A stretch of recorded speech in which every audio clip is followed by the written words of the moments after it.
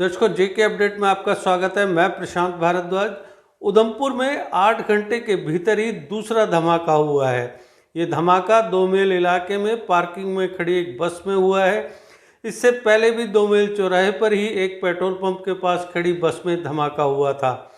दोनों धमाके बस में ही हुए हैं। ऐसे में ये साफ हो गया है कि वे धमाके सिर्फ हादसा नहीं बल्कि इसके पीछे आतंकवादी संगठन या फिर समाज विरोधी तत्वों का हाथ है। पुलिस मामले की जांच कर रही है। पहले धमाके में 2 लोगों के घायल होने की खबर थी। हालांकि गनीमत है कि दूसरे धमाके में कोई हताहत नहीं हुआ है। गुरुवार सुबह करीब 6 बजे बस अड्डे पर खड़ी बस में जोरदार धमाका हुआ। इस ब्लास्ट में कोई घायल नहीं हुआ है, लेकिन आसपास खड़ी बसों को नुकसान पहुंचा है। बता दें कि बुधवार देर रात 2 मील चौक के पास खड़ी बस में धमाका हुआ था, जिसमें 2 लोग घायल हो गए थे। विस्फोट इतना जोरदार था कि बस के हिस्से टूटकर बिखर गए थे। पुलिस के मुताबिक पहली नज़र में आतंकवादी साजिश की आशंका है। दोनों ही धमाके तब हुए जब बसों में यात्री नहीं थे। एडीजीपी जम्मू मुकेश सिंह ने कहा है कि दोनों ही धमाके एक जैसे थे। रात में हुए धमाके के कंडक्टर समेत 2 लोग घायल हुए थे, जिन्हें डिस्ट्रिक्ट हॉस्पिटल में भर्ती करवाया गया है। बता दें कि पहला धमाका जहां हुआ था उसके पास ही सैन्य चौकी भी है। बुधवार की देर रात 2 मील चौक पर स्थित पेट्रोल पंप के पास से खड़ी यात्री बस में विस्फोट हो गया। राहत की बात रही, बस में यात्री सवार नहीं थे। इसके बाद भी विस्फोट इतना तगड़ा था कि आसपास के 2 लोग घायल हो गए, जिन्हें डिस्ट्रिक्ट हॉस्पिटल में इलाज के लिए भर्ती कराया गया है। घटना के तत्काल बाद पुलिस और सिक्योरिटी एजेंसियां मौके पर पहुंच गई। राहत की बात रही कि विस्फोट की वजह से पेट्रोल पंप को कोई नुकसान नहीं हुआ, वरना खतरा बड़ा हो सकता था। बस में विस्फोट का एक वीडियो भी सामने आया है, जिसमें आप देख सकते हैं कि कैसे एक खड़ी बस में विस्फोट हो जाता है।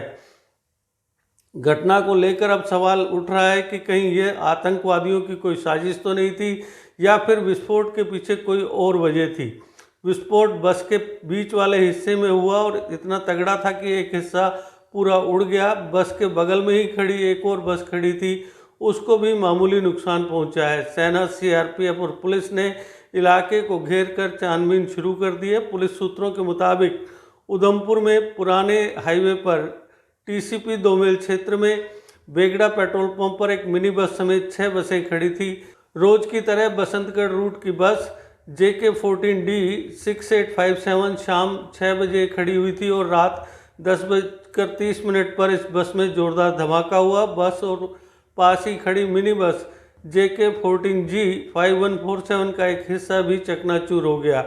बस कंडक्टर सुनील सिंह और mini bus conductor Vijay Kumar घायल हो गए, जिन्हें हॉस्पिटल पहुंचाया गया।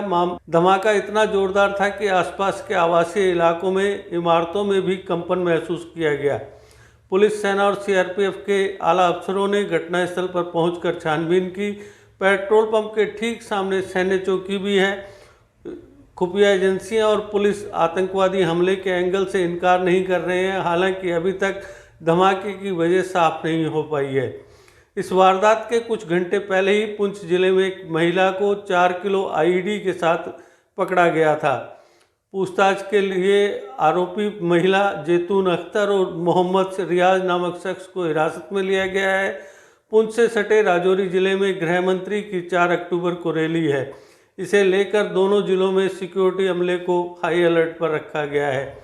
बताया जा रहा है कि एसओजी के खुफिया इनपुट पर महिला को पुंछ नगर के बीचों बीच स्थित परेड पार्क से बैग के साथ पकड़ा गया।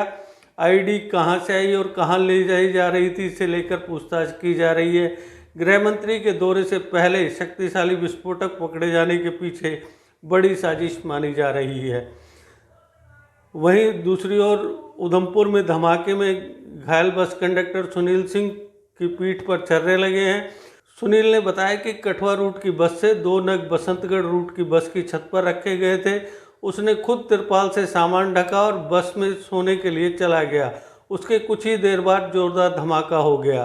अभी बुधवार रात को हुए धमाके की गुत्थी सुलझी भी नहीं थी कि गुरुवार सुबह एक और धमाके ने पुलिस और सिक्योरिटी फोर्सेज की चुनौती और बढ़ा दी है। साथ ही की जो सिक्योरिटी एजेंसियां हैं, खुफिया एजेंसियां हैं उन्हें भी चाक चौबंद कर दिया है और वो इस पूरे मामले की तह तक जाने की कोशिशों में जुट गए हैं।